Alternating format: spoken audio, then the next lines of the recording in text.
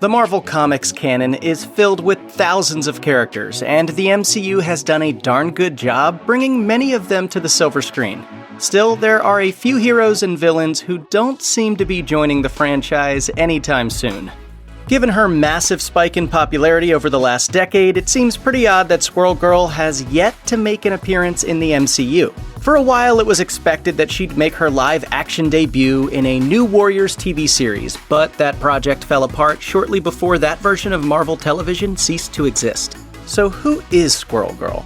The character of Doreen Green first appeared in 1991, but only became a certifiably marquee superhero when Ryan North and Erica Henderson's The Unbeatable Squirrel Girl became a surprise hit in 2015. Unbeatable merges a kid-friendly, positive outlook on the world with the kind of tongue-in-cheek self-awareness that Howard the Duck did so well in the 1970s. Sadly, it seems like Kevin Feige and company haven't found quite the right moment to merge the unique sensibility of Unbeatable Squirrel Girl with the MCU's far less quirky approach. Still, Squirrel Girl does at least make regular appearances in the Marvel Rising animated series, so the character doesn't seem to have been totally abandoned. Got covered in squirrel says what? What?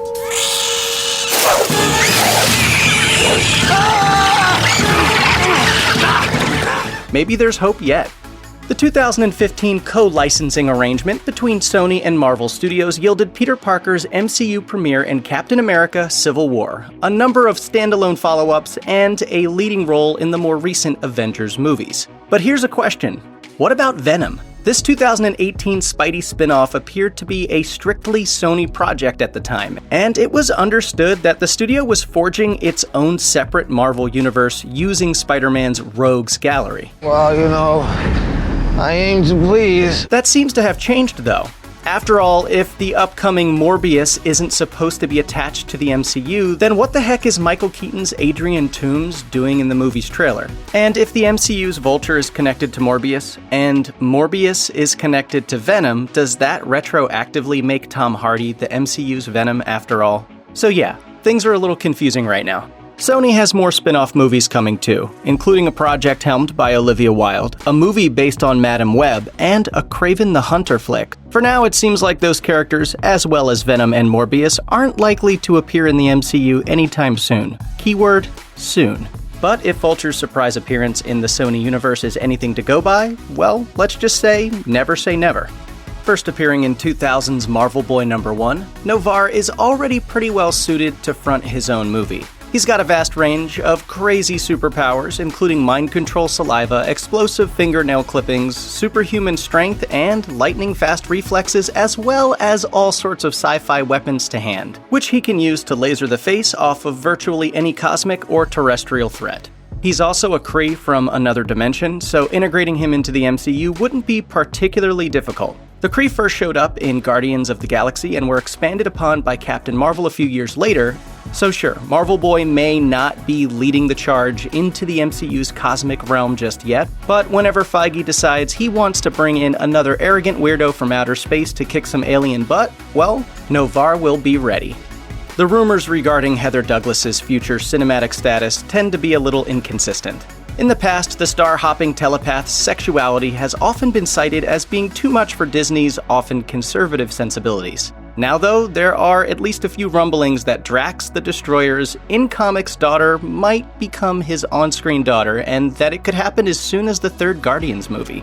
Still, Marvel Studios hasn't revealed any clear-cut plans to bring the character into the fold, so don't go holding your breath. There's also something else to consider here. The comic book version of Mantis, who was originally portrayed as a human martial arts master, is basically nothing like the character who showed up in the MCU. But Moondragon in the comics is a telepath who wears green and spends most of her time in outer space. And that, in a nutshell, is exactly why Moondragon may never properly appear in the MCU, because in a sense, she's already there. It actually feels like a bit of a disservice to lump together Alpha Flight in one big group. In particular, Puck and Sasquatch have arguably had as much of an impact on the Marvel Comics continuity as some of the publisher's more currently prominent characters.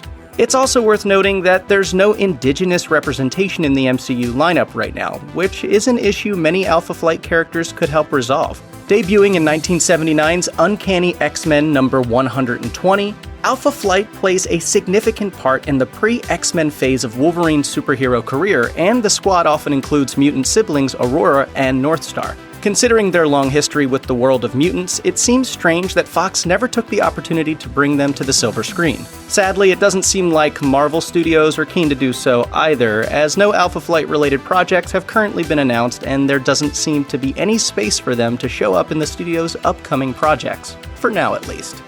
If Rick Jones had never wandered around Bruce Banner's bomb testing site like the obvious ditz that he is, then Bruce Banner would never have been exposed to the gamma rays that turn him into the Hulk. Putting aside his connections to Captain America and Mar-Vell, that fact alone makes Jones an underused part of Marvel Comics continuity. In a sense, he does actually exist in the MCU too, since his name briefly appears on a computer screen in the first Avengers movie. So he's clearly off doing his thing somewhere in Marvel's movie world, but he still hasn't made an actual appearance. Between Jones's failure to appear in the MCU, Jason Todd's macabre DCEU legacy, and Jimmy Olsen's unceremonious death in Batman vs. Superman, it feels like the movie studios really don't like the idea of bringing any youthful, ordinary sidekicks into their cinematic universes. Nonetheless, the storylines with which Jones is most often associated are still ongoing, including the Kree-Skrull War and Bruce Banner's many scientific experiments. So there are at least a few opportunities left to bring this vital, yet lesser-known character into the MCU. In the current run of comics, Hulkling is more widely recognized as Dorek the Eighth, Emperor of the Kree-Skrull Alliance. And if that's basically nonsense to you, think about how powerful and important the American president is. Multiply that times outer space and throw a sun-destroying superweapon into the mix, and you should get a rough idea what the son of Mar-Vell has on his plate. He's also noteworthy as half of one of Marvel's most prominent LGBTQ couples, alongside his Young Avengers teammate Wiccan. Although the MCU's version of the Skrulls only popped up for the first time in Captain Marvel, they're due to be expanded on with the upcoming Secret Invasion show and most likely Captain Marvel 2. And then you've the other members of Hulkling's generation of Young Avengers, many of whom are set to gradually show up in the MCU in the next few years. These include Kate Bishop, who will make her debut in the Disney Plus Hawkeye series, America Chavez, who is set to appear in Doctor Strange in the Multiverse of Madness, and both Speed and Wiccan, who have already technically appeared in WandaVision. And that's on top of Cassie Lang, who has featured in a number of MCU movies. Nonetheless, although the pieces are certainly in place for Hulkling to make his big screen debut sometime in the near future, nothing solid has yet been announced. Here's hoping it's not too much of a wait. One strange aspect of the comic book industry is the fact that over the last 60 years, just a small handful of close-knit writers and artists were responsible for creating the overwhelming majority of superheroes and their stories. And this is pretty much exactly the reason that Man-Thing can be found mucking about in the swamplands of the Marvel Universe, while Swamp Thing lurks in the boggy marshes of the DC Universe. Man-Thing actually had a movie in 2005, but still, despite debuting prior to DC's Muck Monster, Swamp Thing is much better known, thanks in part to the 2019 Swamp Thing TV series and the cult classic 1982 film of the same name. Everything's a dream when you're alone. But that hasn't quite kept the creature formerly known as Dr. Ted Sallis out of the MCU entirely. His likeness appears in Thor Ragnarok, alongside tributes to Beta Ray Bill, Ares, and Bybeast on the Grand Master's Palace on Sakaar. This raises a whole new problem though. If Man-Thing, Beta Ray Bill, Ares, and Bybeast are all celebrated as past champions of Sakaar's contests, doesn't that mean they each would have been defeated by the champion who came after them? Basically, is the MCU's Man-Thing already dead? And could Hulk have been the one to kill him? Discussions about superhero comics in the 80s and 90s tend to focus on the moodier aspects of dark, moody releases like Alan Moore's Watchmen, but people tend to overlook the snarkier, more self-aware side of those very same stories. And while characters like Rorschach and Dr. Manhattan have certainly made a bigger splash in the pop culture consciousness than Night Owl, that doesn't mean he doesn't have a legacy of his own. First introduced in 1988 by Tom DeFalco and Spider-Man co-creator Steve Ditko, Robbie Baldwin has powers related to kinetic energy that allow him to, well, bounce off stuff. He can also cause the sudden appearance of masses of multicolored balls. Because why not? Following the unfortunate events that led to the original Civil War storyline, Baldwin changed his alias and costume to the Grim Penance, then later smartened up and went back to being Speedball. Like Squirrel Girl, Speedball would actually have made his debut in the New Warriors TV series, but with that show long since axed, it doesn't look like Robbie will be bouncing his way into the MCU anytime soon.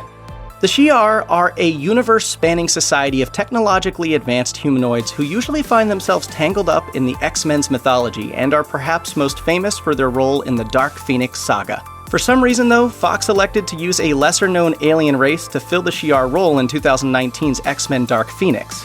Did that decision have anything to do with the ambiguous nature of the Shi'ar's licensing rights?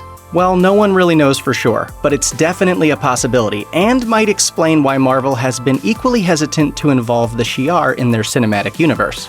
It doesn't help that, once you remove the context of Dark Phoenix, the Shi'ar basically come off as Kryptonians with a home planet that hasn't exploded. They don't exactly win a ton of points for originality.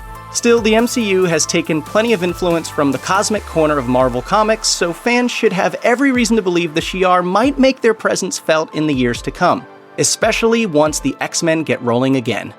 Here's the rundown on Darkhawk. He wears a suit of armor that fires off blasts of energy just like Iron Man. That suit includes a pair of retractable claws, which are very similar to Wolverine's.